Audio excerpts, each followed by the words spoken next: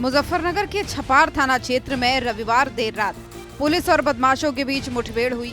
Meerut special task force ने गुप्त सूचना के आधार पर शार्प शूटर शाहरुख पठान को घेर लिया।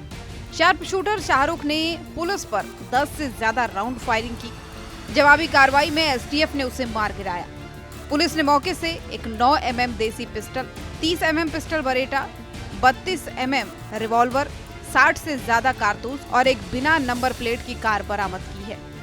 शाहरुख पर मुजफ्फरनगर, हरिद्वार और संभल में हत्या, रंगदारी, गैंगस्टर और आर्म्स एक्ट के तहत 1 दर्जन से ज्यादा मामले दर्ज थे।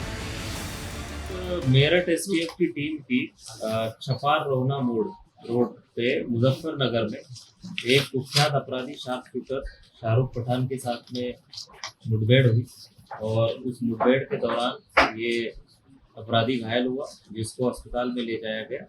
वहाँ पर उसकी इलाज के दौरान मृत्यु हुई। आप सब इस अपराधी के बारे में पहले से विदित है और फिर भी मैं उसकी आपराधिक गतिविधियां बताता हूँ। यह अपराधी 2015 में इसने मुजफ्फरनगर रेलवे स्टेशन पे आसिफ जायदा की वर्चस्व को लेकर के हत्या कर दी। उस समय आसिफ जायदा पुलिस कस्टडी में था और नैनी जेल से मुजफ्फरनगर पेशी के लिए आया। तो पेशी पे आए अपराधी की पुलिस कस्टडी में होने के उपरांत रेलवे स्टेशन पे इसके द्वारा अपने साथी के साथ मिलकर मात्र रंगदारी के वर्चस्व को लेकर के पुलिस कस्टडी में उसकी गोली मार करके हत्या की। इसके बाद में ये जब जेल में था उस दौरान इसकी नजदीकियां संजीव जीवा और उसके माध्यम से मुख्तार अंसारी गैंग से भी बढ़ी और उनके साथ में भी ये एक्टिवली काम करने लगा।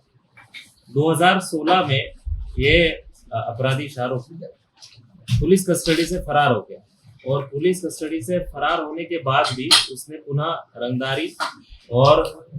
रंगदारी के लेकर के हत्या, यह सब कार्यों में वो संजीव जीवा के साथ में एक्टिवली इन्वॉल्व है।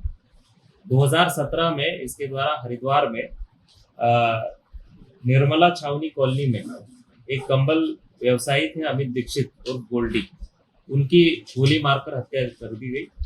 और जब इनसे बाद में पूछताछ हुई तो ये भी बात पता चली थी कि हत्या इनकी करने नहीं गए थे, ये किसी और की करने गए थे, पर मिस्टेकनली इनकी हत्या कर दी। ये पहली बार नहीं है जब यूपी एसटीएफ ने माफिया गिरोहों पर नकेल कसी हो।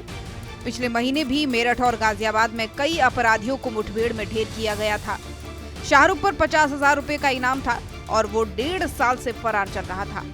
हाल ही में संभल में उसके खिलाफ हत्या का प्रयास और धमकी का नया केस दर्ज हुआ।